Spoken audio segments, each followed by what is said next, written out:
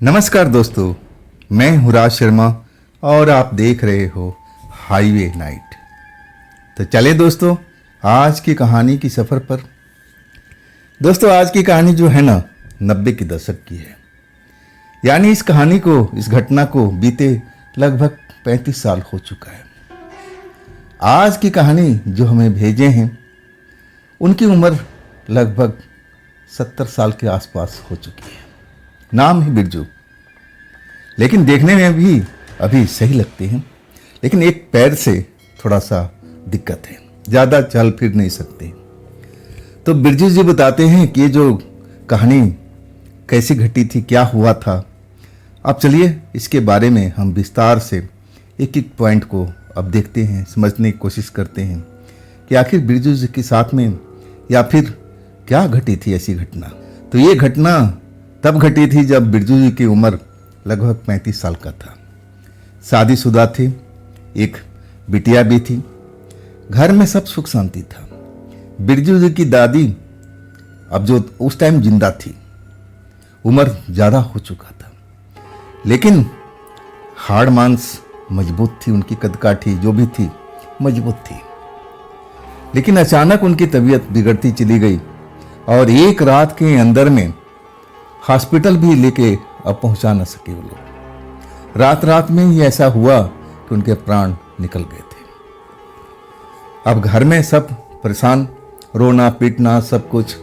अब बिरजू अपनी दादी से तो बड़ा ही मोहब्बत करते थे, बहुत ही मानते थे, और दादी भी उनको वैसे ही मानती थी। अब उम्र हो चुका था तो सब लोग अब समझाने लगे कि बिरजू जो इस संसार में आया है उसको जाना ही पड़ता है। अब दादी तेरी उम्र हो गई थी, अब उनको तो स्वर्ग में जाना ही था। अब धीरे धीरे घर के परिवार के लोग अब एकदम अब उस माहौल को अब शांत होने लगा जैसा था पहले। लोग बाग धीरे धीरे अब चीज़ को भूलने लगे। 6 महीना हो चुका था। अचानक बिरजू का एक दोस्त, बिल्कुल घर का पड़ोसी, शहर से वापस आ रहा है। और जहाँ पर उनकी दादी का अब सब कुछ हुआ था, कर्म क्रिया, उनको बॉडी को जलाया गया था, वो एक तालाब की जगह थी जो मेन रोड पे ही थी। गांव के रास्ते का जो रास्ता होता है ना, रोड होता है, उसी पर था। जब वो लौट रहे थे तो पहले मैं बता दूं कि उस जो तालाब था ना, जो शमशान था, वहाँ पर गांव वाले बताते थे कि वहाँ पर कभी कभी ऐसी दुष्ट आत्माएं अब लोगों को नजर आ जाती थी, लोग बाग डर जाते थे। लेकिन इसके बाद वो सब शांत होता चला गया। पूरा वातावरण वहाँ का सही हो चुका था। अब लोग बाग डरते नहीं थे, आराम से अपना कभी भी रात को अब अकेले भी कोई चला आता था।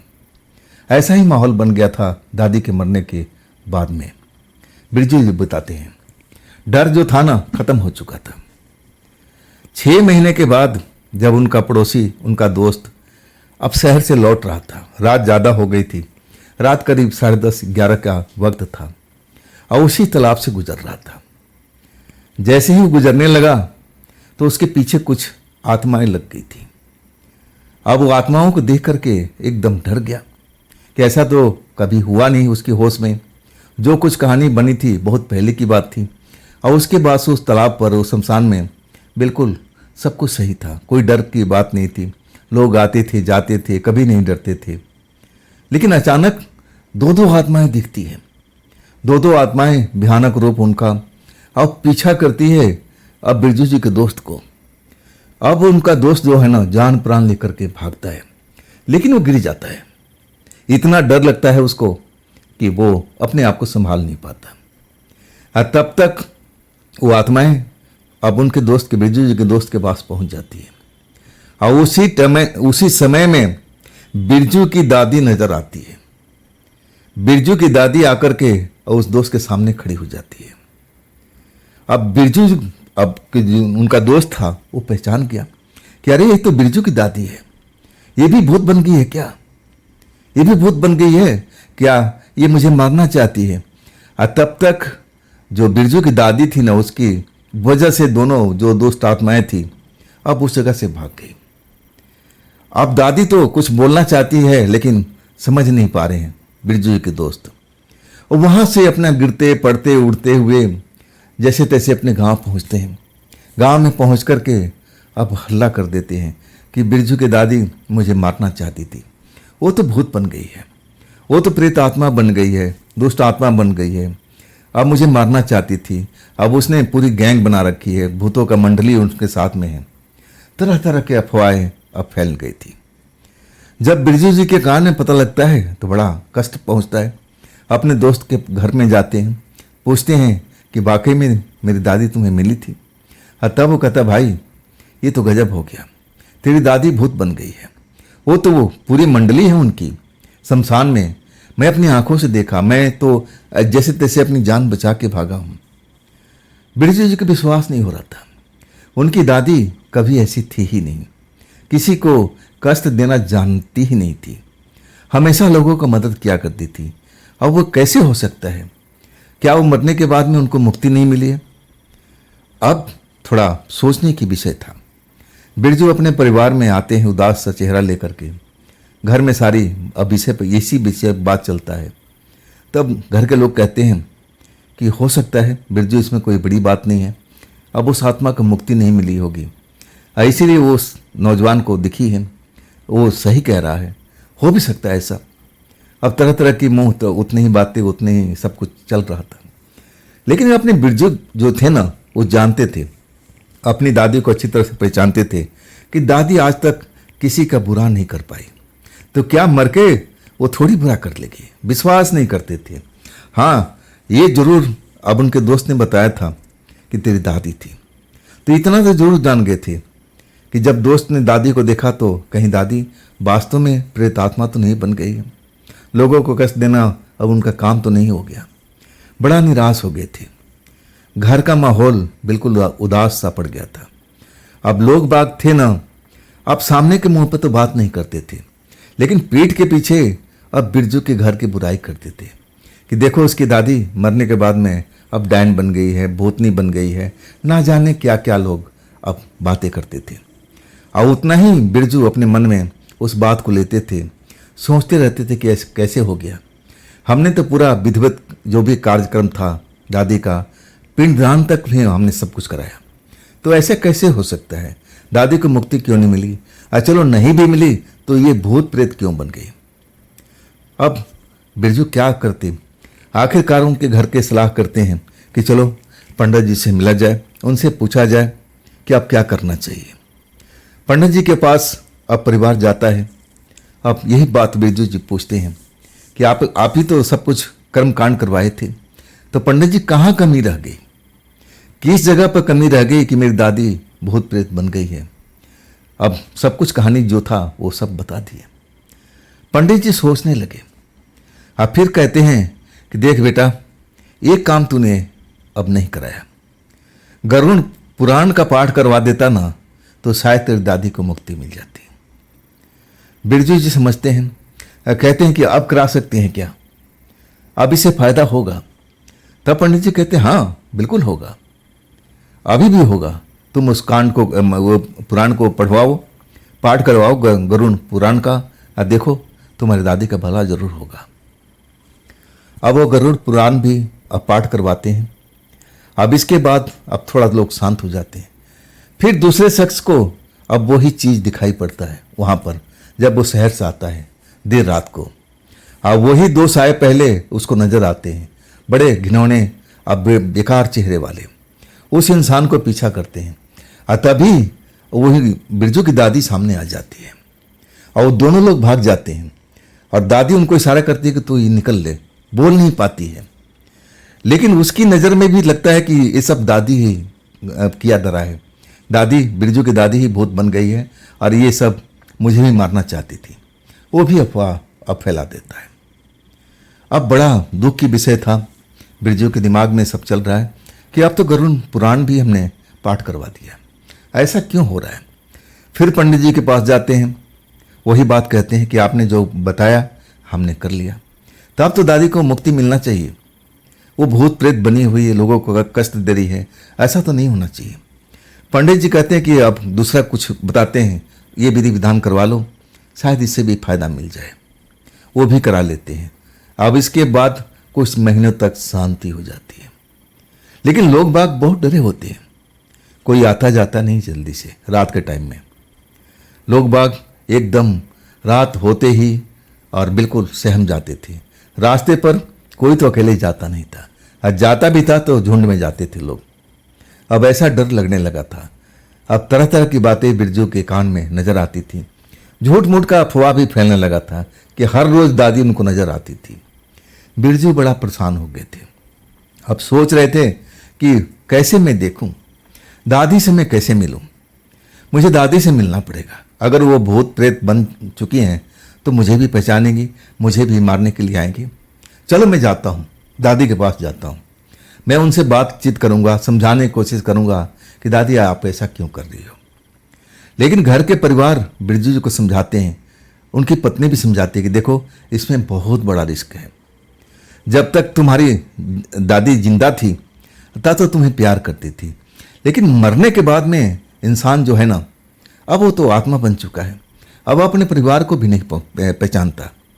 तो तुम ये काम बिल्कुल मत करो, रिस्क मत लो।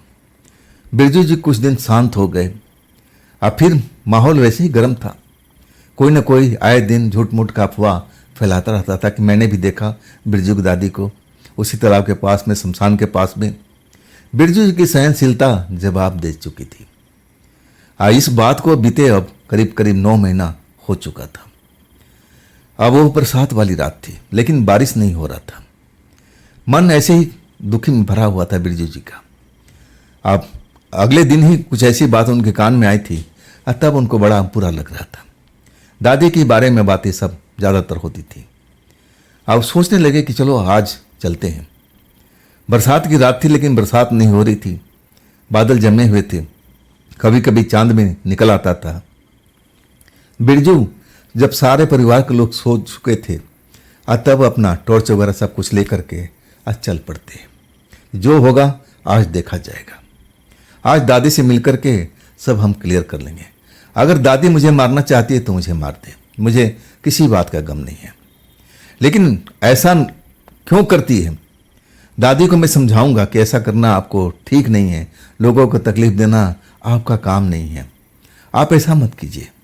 अगर आपको मुक्ति नहीं मिला है तो ये गंदा काम भी तो मत करिए। अब दादी को समझाने के लिए अब उसी तालाब के पास में चले जाते हैं। रात आधी रात हो चुकी है। लग रहा है कि बिजली चमक रही है, कभी भी बरसात हो सकती है। हवा तेज तेज चलने लगती है, अचानक शांत हो जाती है। बड़ा अजीबोगरीब माहौल था उस टाइम में। लेकिन बिरजू जी इन सब चीज़ों से बेफिक्र तालाब के पास पहुंच जाते हैं।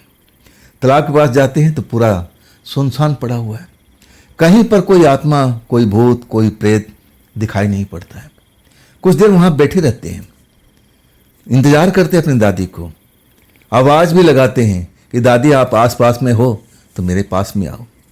लेकिन दादी उनकी नहीं आती है, बिल्कुल पास में फटकती तक नहीं है। ना कोई अब रिस्पॉन्ड मिलता है, ऐसा कुछ संकेत भी नहीं मिलता है कि दादी उनकी उस जगह पर है। जब कुछ रात बिता लेते हैं, कुछ टाइम बिता लेते हैं, तब लगता है कि गांव वाले झूठ बोलते हैं। अगर मेरी दादी भूत प्रेत होती तो मेरे पास भी जरूर आती। अब मरने के बाद में कौन पहचानता है? जैसे घर के लोग बताते थे, अब गांव के लोग भी बताते थे कि मरने के बाद में जो आत्मा होती है ना, अपने परिवार के सदस्य तक को भी नहीं पहचानती। उसका ध्येय सिर्फ यही होता है कि उसके साथ में अब कुछ गंदा खेल खेला जाए, डराया जाए, उसको कष्ट दिया जाए, मारा जाए, वही सब करती है। अब यही सब बैठे बैठे सोच रहे थे बिरजू जी। और काफ़ी अब रात होने जा रही थी, आधी रात से ऊपर का वक्त था। बादल कभी भी अब बरस सकता था, आसमान में बिजली चमक रही थी। तभी जोरदार बिजली कड़की। ऐसा लगा कि जैसे आसमान अब फट पड़ा हो। कड़कती हुई आवाज और ऊपर से बिजली की चमक, चौंधिया गई थी बिरजू जी की आंखें। और उस बिजली की रोशनी में जब अपने सामने देखते हैं ना, तो वहां पर एक लंबा सा इंसान दिखता है, बिल्कुल काले रंग का, जैसे इसको काला पेंट कर दिया गया हो। बड़ी बड़ी सी आंखें, बाल बिखरे हुए। एक नज़र में देखते ही कोई भी कह सकता है कि ये प्रेत आत्मा है, ऐसी शकल सूरत थी। अब जब बिरजू उसको देखते हैं ना, तो कहते हैं कि दादी क्या ऐसी रूप ले रखा है, दादी ऐसी बन गई है। अब वो डरते नहीं हैं, उस प्रेतात्मा के सामने खड़े रहते हैं, उस भूत के सामने खड़े रहते हैं, डरते बिल्कुल नहीं हैं। अब फिर वही पूछते हैं कि क्या तुम मेरी दादी हो। प्रेतात्मा जैसे उसको घूरती रहती है, कुछ बोलती नहीं है। हाँ, तब जैसे सुने थे अब वैसे ही उनको लग रहा कि दादी उनकी बोलती नहीं है, जरूर ये दादी है। लेकिन ये अब मर करके अब जेंट्स कैसे बन गई है। वो तो लेडीज थी, लेडीज का ही रूप होना चाहिए मरने के बाद भी, लेकिन ये जेंट्स लग रहा है। फिर भी वो विश्वास करते हैं कि चलो मरने के बाद में ऐसा हो सकता है, अब आत्मा कई तरह का रूप ले सकती है, तो शायद दादी डराने के लिए या मुझे मारने के लिए यहाँ पर आ गई हो अपनी डरावनी शक्ल लेकर के। लेकिन फिर भी नहीं डरते हैं, बार बार पूछते हैं क्या तुम मेरी दादी हो। अगर दादी हो तो हाँ बोलो ना, अगर बोल नहीं सकती तो कम से कम अपनी गर्दन हिला दो ताकि मुझे तसल्ली मिल जाए। और लेकिन वो शख्स कुछ देखता ही रहता है, बस घूरते रहता है। अचानक वो शख्स का लंबा सा हाथ हो जाता है, देखते ही देखते लंबा हाथ हो जाता है और बिरजू के गले पर आके कस जाता है सेकंडों में। तब बिरजू कहते हैं कि मैं तुम्हारा पोता हूं दादी, मैं तुम्हारा पोता हूं, क्या तुम मुझे भी मारोगी। अब बिरजू रोने लगते हैं, उनको लगता है कि गांव के लोग सही कहते हैं, घर के लोग सही कहते हैं कि आत्मा मरने के बाद में अपने प्यारे लोग को भी नहीं पहचानती। ऐसा ही तभी तो कर रही है, मैं उनका प्यारा पोता था और वो भी अब मुझे मारना चाहती है।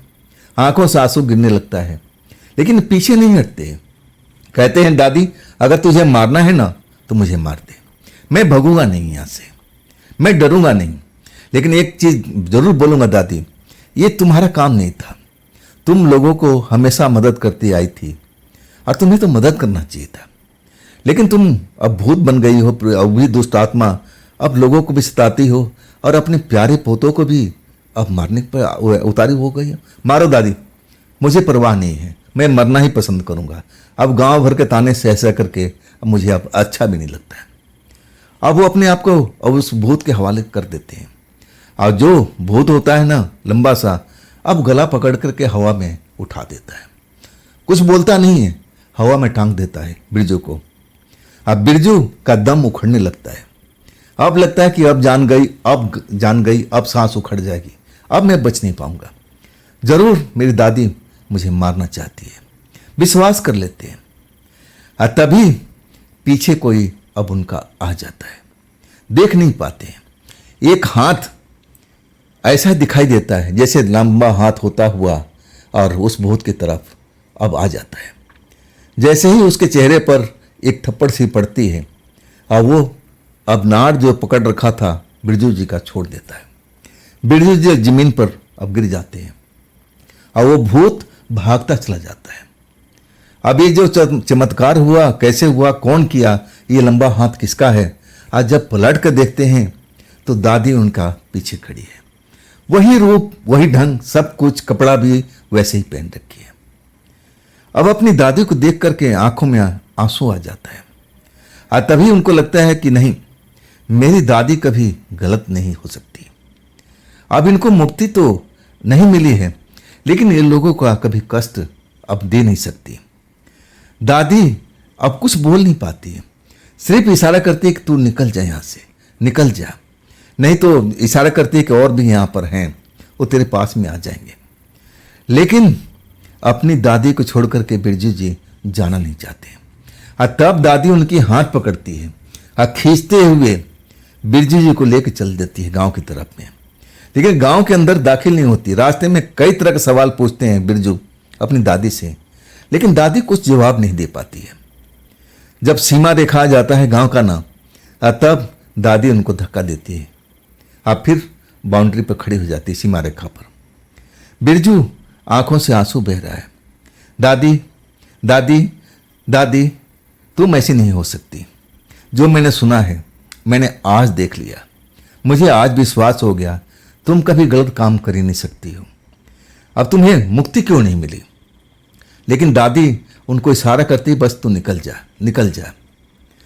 और देखते ही देखते अब बिरजू जी की नज़र के आंखों के सामने से दादी अब गायब हो जाती है। अब वहीं बैठ कर के अपने दादी की याद में आंसू बहाने लगते हैं, लेकिन दादी अब नज़र नहीं आती है। तब थक हार करके अपने घर लौटते हैं और उसी रात को अपने परिवार वालों को सब बताते हैं कि सब गांव के लोग अफवाह उड़ाए हुए हैं। आज मैं वहीं से आ रहा हूँ और एक एक बात अपनी अब जुबान से सब कुछ कहते हैं। सुबह होते ही अपने घर में पड़ोसी घर में गए जो पहला अफवाह फैलाया था। अब उसको पकड़ते हैं और कहते हैं कि तेरे को दादी दिखी थी। वो भी डर जाता है, कहता हाँ दिखी थी। तो क्या तेरे दादी तेरे को गला दबा रही थी, मार रही थी? बोले नहीं, उन दो लोगों के साथ में थी, जो 2 लोग मेरा पीछा कर रहे थे और दादी को आते ही अब वो लोग भाग गए थे। और इसके बाद दादी भी गायब हो गई थी। मैं तो यही समझा कि दादी अब वो गैंग लीडर है वहाँ का भूतों का। तब जाकर के बिरजू जी सब बताने लगे कि पट्टा, अगर दादी उस टाइम तेरे को नज़र नहीं आती ना तो शायद तू जिंदा भी नहीं बचता। अभी तू दादी का उपकार मान कि तू आज मेरे सामने खड़ा होकर बात कर रहा है। एक एक बात बताते गए, समझाते गए कि तूने अफवाह फैलाया था। दादी कोई भूत प्रेत नहीं बनी है, हाँ आत्मा जरूर है, अभी उनको मुक्ति नहीं मिली है। हो सकता है आज मिल जाए, कल मिल जाए या कुछ टाइम भी मिले, लेकिन किसी का बुरा अब नहीं कर सकती। और जितने गांव के लोग हैं ना जो भी झूठ मूठ का अफवाह फैलाए हुए हैं, सब गांव वालों को समझाते हैं और तब सबको यकीन आता है। और तब इसके बाद में कोई भी अफवाह ऐसा फैल नहीं पाता है। और इसके बाद में जैसे पहले शमशान था वैसे ही हो चुका था कुछ महीनों के बाद में। अब इसके बाद कभी भी दादी उस जगह पर नहीं दिखी। और तब बिरजू को यकीन हो गया था कि अब उनकी दादी का मुक्ति हो चुका है। और कई बार वो लोग उसी रास्ते से आए, रात के टाइम में शहर से जाते थे और उसी रास्ते से आते थे देर रात को। लेकिन उस शमशान में ना तो दादी दिखी ना कोई भूत प्रेत, मतलब जो भी भूत प्रेत था सब दादी उसको उस जगह से भगा दिया था। तो दोस्तों ये थी आज की कहानी बिरजू जी की भेजी हुई। ये कहानी आपको कैसी लगी कमेंट में ज़रूर बताइएगा। और दोस्तों ये भी चैनल आपका है तो इसको भी अपना प्यार दीजिए, लाइक कीजिए, सब्सक्राइब कीजिए और अपने दोस्तों को शेयर भी कीजिए। और फिर हम मिलते हैं अगले रोज़ इसी चैनल पर, इसी टाइम पर, कल की रात। आप लोग अपना ख्याल रखिएगा। नमस्कार।